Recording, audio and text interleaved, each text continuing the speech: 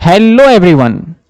IP university के student का बड़े टाइम से था कि हमें इतनी सारी चीजें अच्छे से नहीं मिल पा रही हैं।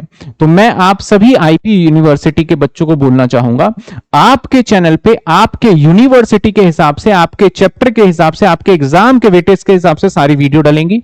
अब आपको इधर उधर जाने की जरूरत बिल्कुल भी नहीं है।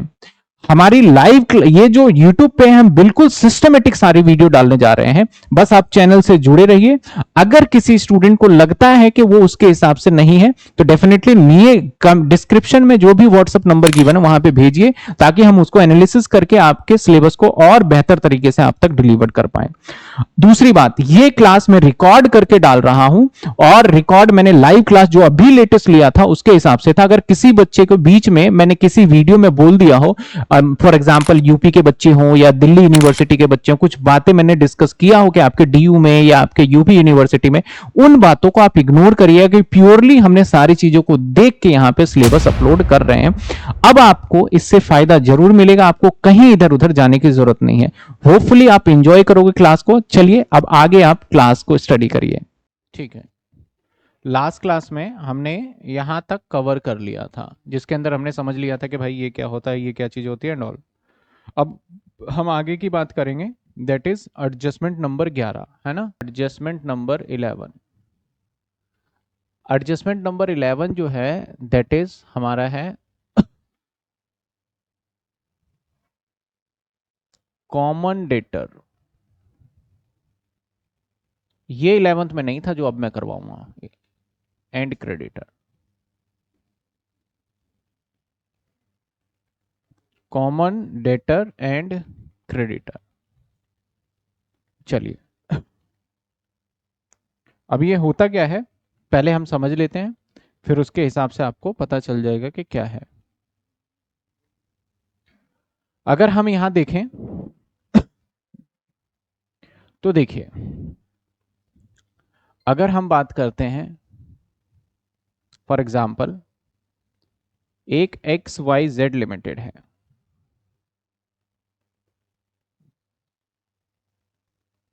एक कंपनी है एक्स वाई जेड लिमिटेड, ठीक है। और एक कंपनी है, मान लेते हैं P Q R limited, P Q R limited, ठीक है ना। मान लिया जाए जो एक्स वाई जेड लिमिटेड है ना, ये डीलर है, मतलब ऑथराइज डीलर है, मान लेते हैं चीनी का, चीनी का व्यापारी है, चीनी बेचता है, सबसे बड़ा डिस्ट्रीब्यूटर है। और पी क्यू आर लिमिटेड जो है, पी क्यू आर लिमिटेड जो है हमारा, ये है हमारा हलवाई, इनकी स्वीट शॉप है, मतलब स्वीट्स का इंडस्ट्री मान लो एक तरीके से ये है। अब अगर मैं बात करूं तो जो चीनी है, जो चीनी है, इस चीनी को X Y P Q R limited खरीदेगा। जो हमारा चीनी है, इस चीनी को कौन खरीदेगा, पी क्यू आर लिमिटेड। मान लेते हैं कि 50,000 रुपए का चीनी है, जो कि खरीदा किसने, पी क्यू आर लिमिटेड ने खरीद लिया इसको। अब जब ये बैलेंस शीट बनाएगा अपना, ये बैलेंस शीट बनाएगा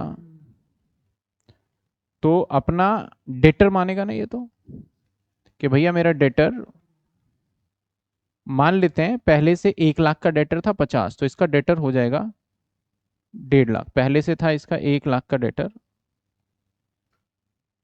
और इसमें ऐड कर देगा, और डेटर ऐड हो गया हमारा, जो न्यू आ गया हमारा, that is P Q are के नाम से, और 50,000 ऐड करके बोलेगा भैया मेरा डेटर तो हो गया 1.5 लाख का।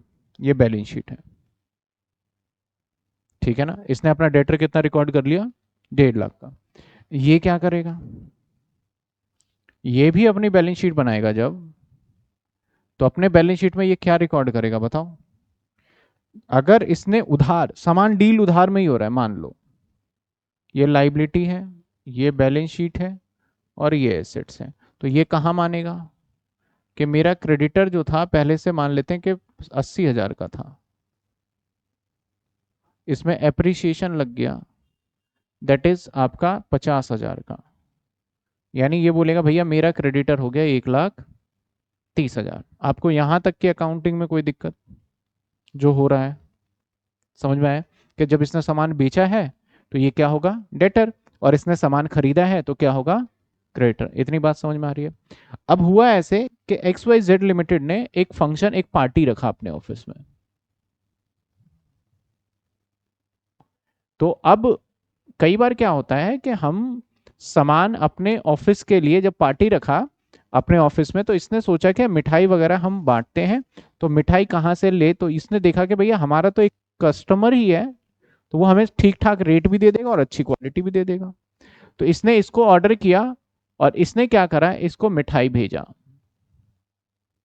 इसने ऑर्डर किया और इसने क्या करा, इसको मिठाई भेज दिया। अब इसने मिठाई दे दिया इसको, तो ये मिठाई इसके पास आ गई। तो जैसे ही इसने मिठाई दिया, तो अब कितने की मिठाई थी, मान लेते हैं 40,000 की। तो ये बंदा जो है ये अपने बैलेंस शीट में शो करेगा कि भैया मेरा क्रेडिटर, मान लेते हैं कि 70,000 का पहले से था और प्लस हो गया एक न्यू क्रेडिटर और आ गया यार, कितने का, 40,000 का। और ये बंदा क्या शो करेगा कि हमारे पास, मान लिया जाए पहले से हमारे पास डेटर था 2 लाख का, और एक न्यू डेटर मेरा क्रिएट हुआ है, न्यू डेटर जो कि कितने का, 40,000। ठीक है, यानी अब यहां पॉइंट ऐसा बन गया है, हमारा सिचुएशन वो क्रिएट हो गई कि यार मेरा डेटर और मेरा क्रेडिटर एक ही व्यक्ति है, मुझे इससे पैसे लेने भी हैं और मुझे इसको पैसे देने भी हैं। अगर आपके साथ ऐसा कोई सिचुएशन आता है कि मुझे इससे पैसे लेने भी है और इससे देने भी है, तो आप क्या करोगे, नेट अमाउंट का लेन देन होगा वो कर लोगे। ऐसा तो नहीं करेंगे कि भाई एक काम कर, ये 40,000 ले, अब ला मेरे 50,000, और वो क्या करेगा फिर 10,000 मिला के बोलेगा ले अपने 50,000, ये तो नहीं होगा। तो यहाँ पे क्या नेट में निकलेगा, तो अगर इसके पॉइंट ऑफ व्यू से मैं पूछूं तो आप बोलोगे सर इसको ना 10,000 रुपये ले लेना चाहिए, बात बन जाएगी। कितने ले लेने चाहिए, और इसके पॉइंट ऑफ व्यू से सोचो तो इसको मतलब निकलेगा भैया 10,000 तुम दे दो, तुम्हारी बात बन जाएगी। यानी हम 40 और 50 को भूल गए एक तरीके से। तो यानी अब इस, जब कभी भी ऐसा सिचुएशन आता है ना, तो इसको पता है क्या बोलते हैं, कॉमन। यहाँ पे कॉमन हो गई ना बातें, एक ही व्यक्ति से खरीदना और एक ही व्यक्ति को बेचना। जब सेम पर्सन से हम सामान खरीद भी रहे हैं, उसी पर्सन को हम बेच भी रहे हैं, तो इसको बोलते हैं कॉमन डेट। इसको क्या बोलते हैं हम, कॉमन। यानी यहाँ पे वर्ड इस्तेमाल किया जाएगा due to him, due from him, मतलब उससे लेना भी है और देना भी है, दोनों चीजें हो गई। तो ऐसे सिचुएशन में इसका क्या ट्रीटमेंट करोगे, तो आपने बोला सर 10,000 का हिसाब बनाओ, तो 10,000 का तभी हिसाब बन सकता है ना कि मैं यहां से कितना माइनस कर दूं, यहां से कितना माइनस कर दूं मैं, 40,000, क्योंकि ये तो रहेगा ही नहीं, और यहां से भी कितना माइनस कर दूं मैं, 40,000। तो अब अल्टीमेटली देखोगे तो ये वापस 70,000 हो गया, और जो डेटर था जो मैंने 50 जोड़ा था, 40 तो मैंने माइनस ही कर दिया, तो डेटर में कितने स्टैंड रह गए इसके, सिर्फ 10,000। और दूसरी साइड अगर मैं पूछूं आपसे, तो यहां पे क्या करोगे, यहां पे माइनस कर दोगे कितने, और इधर भी कितने माइनस करोगे, 40,000। तो आप एक चीज नोटिस करो, हमारे पास दो अमाउंट था 50 और 40, हमने दोनों साइड ही माइनस किया, एसेट साइड भी और लाइबिलिटी साइड, बट कौन सा अमाउंट माइनस कर रहे हो 50 और 40 में से, 40। यानी जो लोअर अमाउंट है वही तो माइनस होगा, क्योंकि सेटलमेंट हमेशा लोअर अमाउंट होगा, हायर थोड़ी बोलोगे 40 लेने तेरे 70,000 बराबर हो गए जा, ऐसा तो नहीं कह सकते। 40 है 70, तो कितना बराबरी होगा, 40, हमेशा कम अमाउंट सेटल होगा। तो जब कभी भी ऐसा सिचुएशन आएगा, तो हम अगर एडजस्टमेंट को सॉल्व करें तो कैसे करेंगे भैया, एसेट्स में से भी माइनस कर देना, डेटर में से और क्रेडिटर में से भी आप क्या करोगे, माइनस कर दोगे, लेकिन कौन सा अमाउंट करोगे, विच एवर इज लोअर, जो दोनों में से कम होगा उसको क्या कर देंगे हम, माइनस। इसका एडजस्टमेंट हमारा ये बनता है। समझ में आई बात, सिचुएशन समझ में आया कि क्या है। तो अगर मैं इस एडजस्टमेंट को बताऊं, तो जब कॉमन डेट्स होगा तो इसका ट्रीटमेंट दो जगह चला जाएगा। कहां दो जगह जाएगा, एक हो जाएगा लेस फ्रॉम क्रेडिटर, और एक हो जाएगा लेस फ्रॉम, कहां से, डेटर लेस फ्रॉम, भाई लेकिन कौन सा अमाउंट लेस करोगे, ये तो बताओ कौन सा अमाउंट लेस करोगे। तो यहां लिख देता हूं नोट, ये दोनों के लिए नोट है, which ever is, which ever is low, जो दोनों में से कम होगा उसको क्या करेंगे हम, लेस कर देंगे। समझ में आई बात आपको, क्लियर है एडजस्टमेंट। तो दोनों में से जो भी कम होगा उसे क्या कर देंगे हम, माइनस कर देंगे। अगर मैं आपको एक एडजस्टमेंट दिखाऊं तो आपको समझ में आएगा। देखो, हालांकि अभी क्वेश्चन कराया नहीं है मैंने, ये आपके पेपर में आया हुआ क्वेश्चन है, और यही एडजस्टमेंट जो है इस टाइप के एडजस्टमेंट आएंगे। ये देखिए आपको दिखाता हूं, अरे चलो दिख तो रहा है, दिख रहा है क्या या नहीं दिख रहा, दिख रहा है ना। अब इसमें एडजस्टमेंट देखो, सेकंड कहता है include debtor 24,000 due from Kishu and include creditor 18,000 due to Kishu, दोनों ही कीशु देना भी। अब भाई 24 और 18 है, तो हमारा एडजस्टमेंट क्या होना चाहिए, 24 भी 18, तो हमें 18,000 दोनों में से कम क्या है, तो हमें 18,000 डेटर से भी माइनस करना चाहिए और 18 क्रेडिट। तो एडजस्टमेंट देखोगे, जब मैंने सॉल्यूशन किया था इसका, तो मैंने क्रेडिटर से कितना माइनस किया और डेटर से भी मैंने देखो कितना माइनस किया, 18। समझ में आया। तो इस टाइप के आपके एडजस्टमेंट होंगे जिसको कि हम आगे करने वाले हैं। क्लियर है यहाँ तक, कोई दिक्कत यहां तक, यहां तक कोई परेशानी। चलिए आगे बढ़ते हैं और एडजस्टमेंट करेंगे। ये एडजस्टमेंट था हमारा number 11। Adjustment number 12, adjustment number 12, that is adjustment number 12 होगा हमारा सेल्स, ध्यान देना, sales on approval basis, sales on approval basis. ठीक है, ये भी इंपॉर्टेंट है, एग्जाम में आता है। 12th लेवल पे आपने, 11th लेवल पे आपने ये नहीं पढ़ा था एडजस्टमेंट, और ना ही ये मिलेगा आपको sales on approval basis. Generally होता क्या है, ध्यान दो, जनरली होता क्या है, जैसे मान लो एक एक्स वाई और जेड लिमिटेड एक कंपनी है, मैं मान लेता हूं कंपनी, वैसे तो हमारा सोल प्रोप्राइटर है, तो एक्स वाई जेड है। इसका काम जो है वो क्लॉथ का है, इसका काम किस चीज का है, क्लॉथ का है, कपड़े बेचने का काम है, इसकी दुकान है एक तरीके से समझ लो, और आप इसके बहुत अच्छे फ्रेंड हो, आप बहुत अच्छे इसके दोस्त हो। आप इसके दुकान पे जाते हो और आप सोचते हो यार कुछ कपड़े लिए जाए, क्लॉथ लिए जाए, आपको बहुत सारी चीजें दिखाई इसने, आपको पसंद नहीं आया, तो आप नहीं लोगे, ऑब्वियस सी बात है। फिर भी लास्ट लास्ट एक कुछ इसने दिखाया, बोला यार तू मेरे कहने से ले जा, आपको इसने एक शर्ट दिखाया,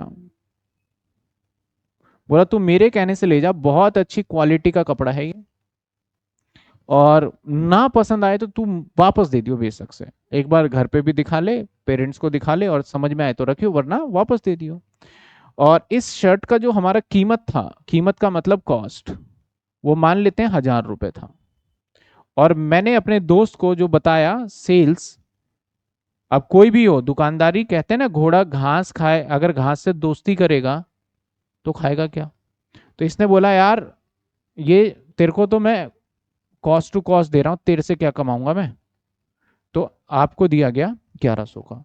और ये सच्चाई है, कोई दुकानदार अपना प्रॉफिट मार्जिन नहीं छोड़ता है रखेगा ही रखेगा वो।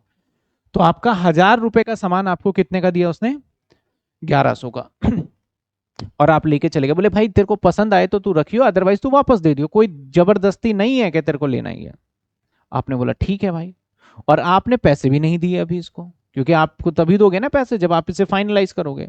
तो जैसे ही इसने क्या करा, जैसे ही इसने काम किया, तो अब इसने क्या करा होगा, इसने अकाउंटिंग क्या कर लिया होगा, फट से देखो ये, जैसे ही आपको दिया, इसने अकाउंटिंग में क्या दिमाग लगाया और अकाउंटिंग क्या किया होगा, ये मान लेते हैं ट्रेडिंग अकाउंट, और ये मान लेते हैं पी एंड एल, और सॉरी बैलेंस शीट, ठीक है ना। तो इसका पहले से ना सेल्स है, पहले से ही सेल्स है, मान लेते हैं 10,000 का, ठीक है। और पहले से ही क्लोजिंग स्टॉक है, मान लेते हैं 6000 का, तो क्लोजिंग स्टॉक भाई यहां पे भी होगा कितने का, 6000, और डेटर भी पहले से इसका है, मान लेते हैं सपोज 9000 का, ठीक है। तो जैसे ही इसने आपको सामान बेचा, तो ये दुकानदार तो ये मान के चलेगा यार मैंने इतनी बढ़िया क्वालिटी का सामान दिया है, वो तो ले ही लेगा, यही मान के चलेगा ना, ये दोस्त है अपना, वो तो ले ही लेगा। इसने फटाफट क्या करा, अपना सेल्स बढ़ा दिया, प्लस कर दिया इसने सेल्स, कितने रुपए का सेल्स बढ़ा दिया इसने, 1100 रुपए बढ़ा देगा। और क्लोजिंग स्टॉक इसका माइनस हो जाएगा, क्योंकि इसके पास जो था सामान वो घट गया होगा, तो अपना स्टॉक ये घटा देगा, और स्टॉक हमेशा कॉस्ट पे घटाएगा, तो लेस कर देगा स्टॉक को, और कितने से माइनस करेगा वो, 1000 से।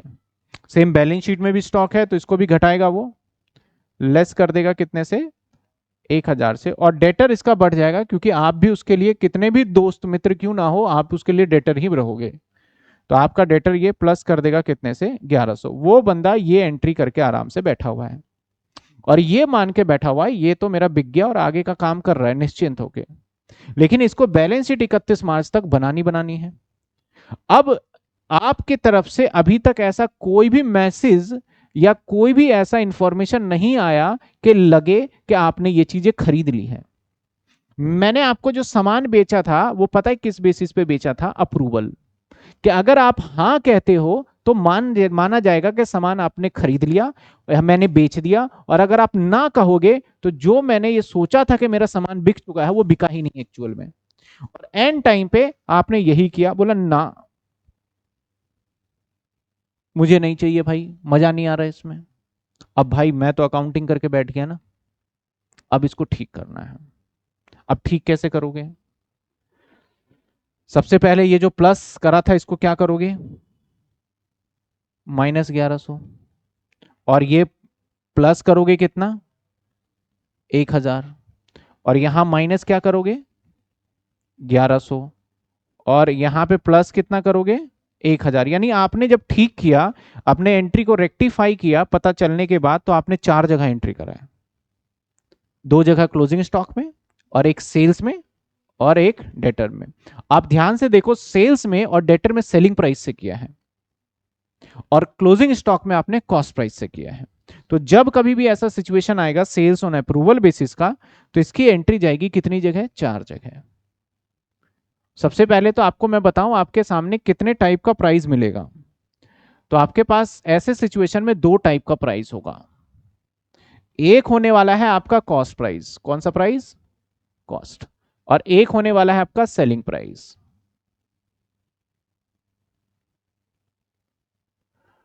अगर मैं कॉस्ट प्राइस की बात करूं तो कॉस्ट प्राइस भी 2 जगह चला गया,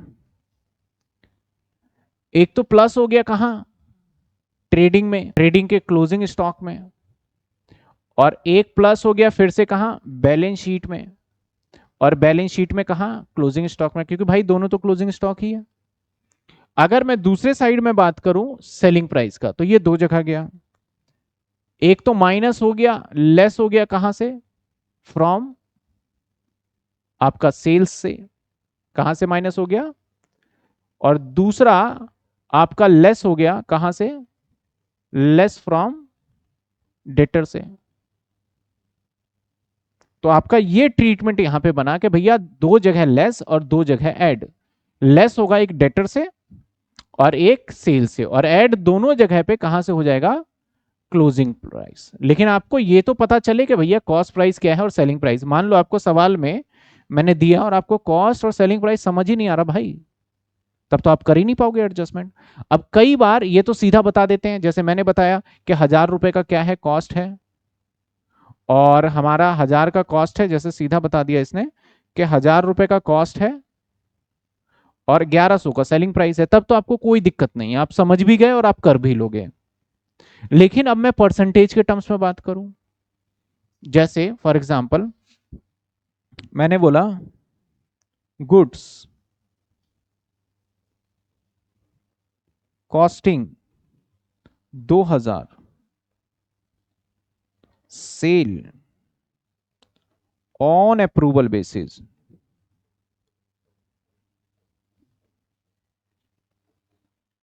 which was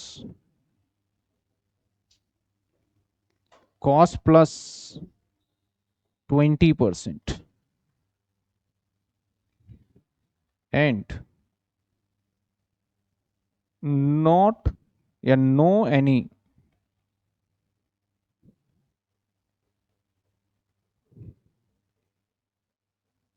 अप्रूवल रिसीव, ये लिखा है देखो। अब तो भाई आपको इतना तो पता है कि कीमत जो सामान का था वो 2000 था, सामान का कीमत कितना था, तो 2000 तो कॉस्ट हो गया। अब सेलिंग प्राइस आपको यहां नहीं पता, तो सेलिंग प्राइस के लिए आपको यहां पे अपने हिसाब से थोड़ी सी कैलकुलेशन करनी पड़ेगी। उसने बोला है कि भैया कॉस्ट के ऊपर ना आप 20% ऐड कर देते हो, तो सेलिंग प्राइस पता है क्या होगा यहाँ पे, सेलिंग प्राइस होगा यहाँ पे 2000 और 20% उस पर ऐड करोगे दैट इज 400, तो सेलिंग प्राइस क्या आएगा आपका 2400। पहले आप सेलिंग प्राइस और कॉस्ट प्राइस दोनों डिटरमाइन करोगे, उसके बाद आप एडजस्टमेंट करना चालू करोगे। समझ रहे हो बात, इसके बाद आप एडजस्टमेंट करना चालू करोगे, इससे पहले नहीं कर सकते। ये तो बड़ा सिंपल लगा आपको कि सर 20% ऐड कर देंगे, लेकिन वही कहता कि 20% ऑन सेल्स। यही अगर हम बात करें तो एडजस्टमेंट थोड़ा सा बदल देते हैं, क्या कहता वो कि भैया जो है ना वो 20% ऑन सेल्स है, या 25% ऑन सेल कह देता सपोज करो। मैं इसी को अगर कॉपी करूं और थोड़ा चेंज कर दूं, इधर ले आता हूं,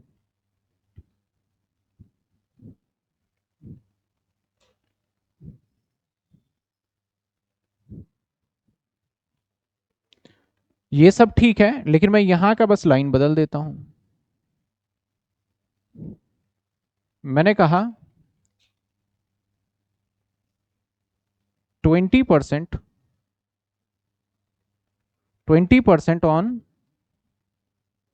सेल्स अप्रूवल विच वॉज, या सेंटेंस थोड़ा सा एक्यूरेट कर देते हैं, approval basis which was sales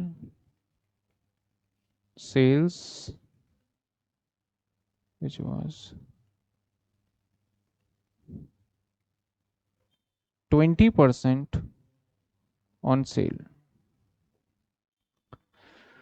अब क्या कह रहा है कि जो आपका प्रॉफिट होगा वो 20% किस पे होगा, सेल पे। आपको देखो कॉस्ट तो पता ही है, समझ में आ रहा है आपको तो कॉस्ट, लेकिन ये 20% अब इस पे थोड़ी निकाल सकते हो, इसने बोला 20% निकालो किस पे, सेल के ऊपर।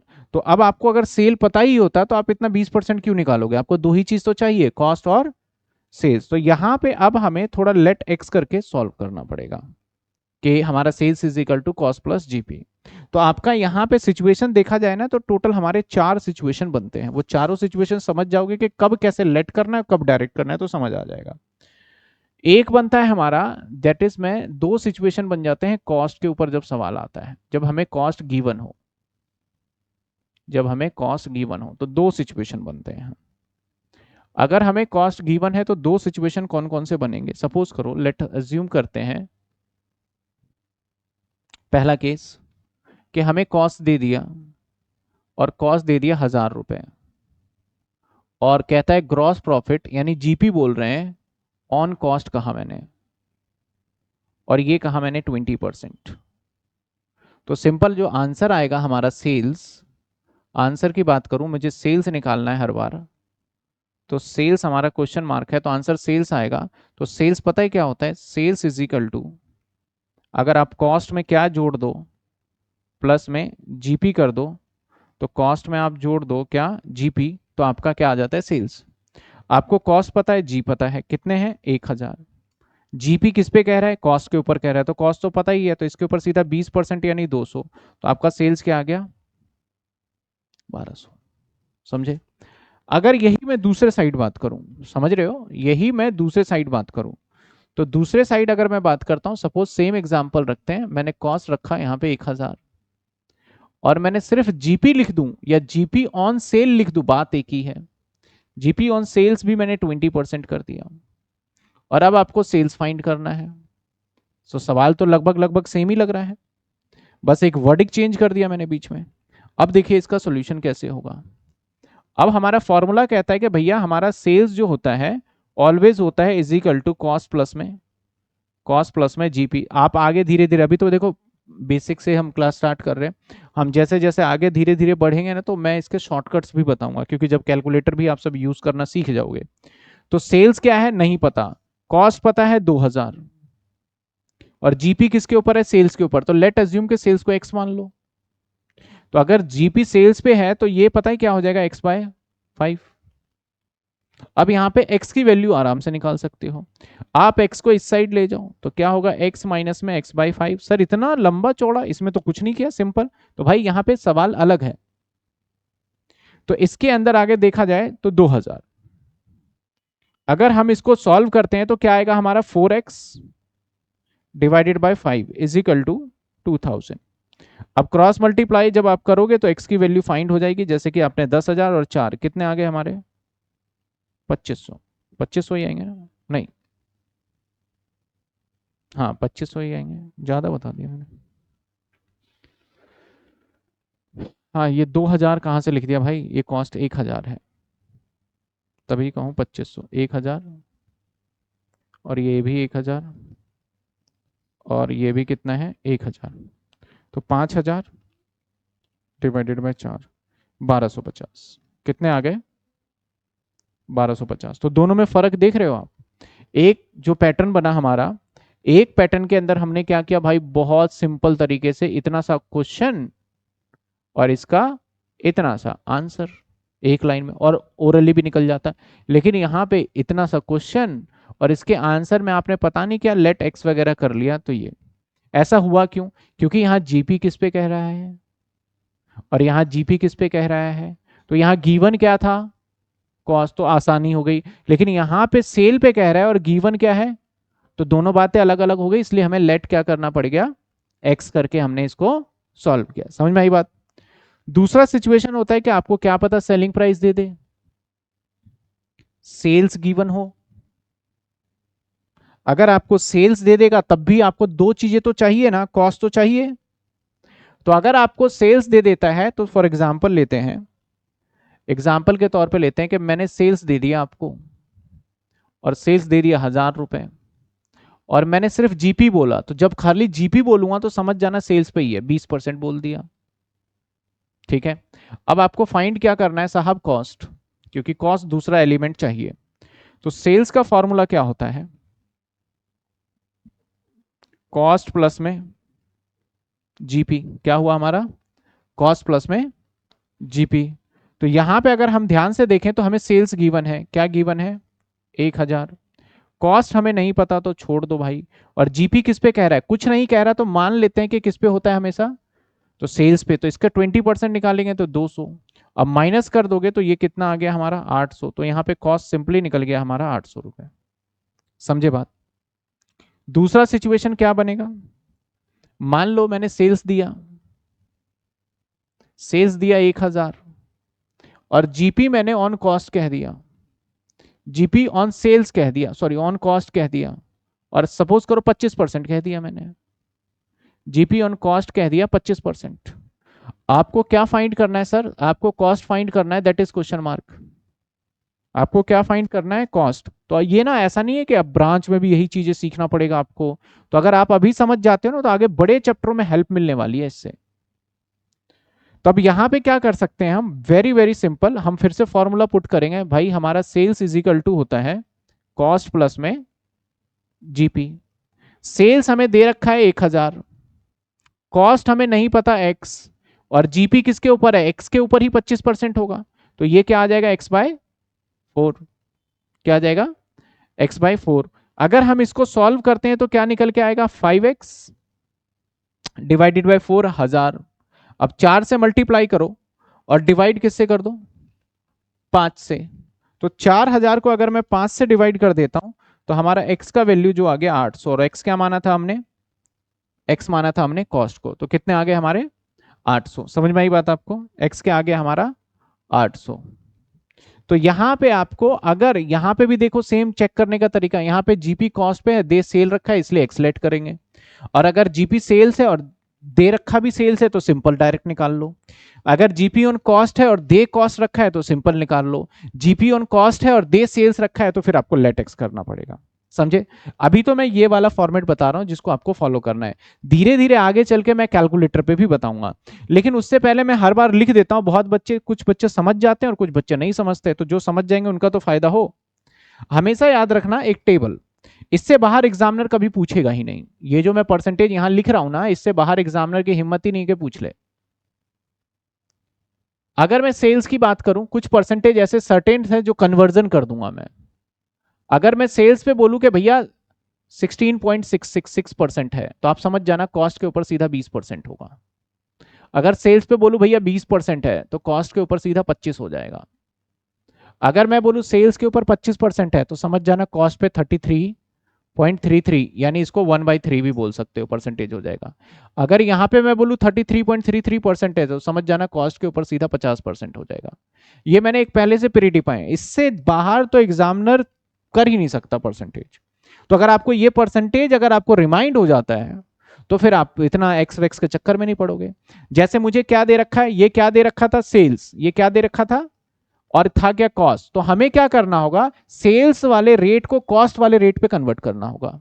तो सेल्स पे कितने परसेंट है, 20%। तो सेल्स पे अगर हमारा 20% है, तो कॉस्ट वाले पे कन्वर्ट करने के लिए कितना करना पड़ेगा, 25। तो मैं सीधा 25% ना लगा दूं, तो मैं 1000 पे सीधा 25% लगा दूंगा, तो आ जाएगा 1250। सीधा एकदम दिख रहा है आपको सामने, उसमें थोड़ी इतना ज्यादा लंबा चौड़ा कहानी करना पड़ेगा। समझे बात आप? ऐसे आप इस वाले में तो आपको कन्वर्जन की जरूरत नहीं है, दोनों एक ही पे है।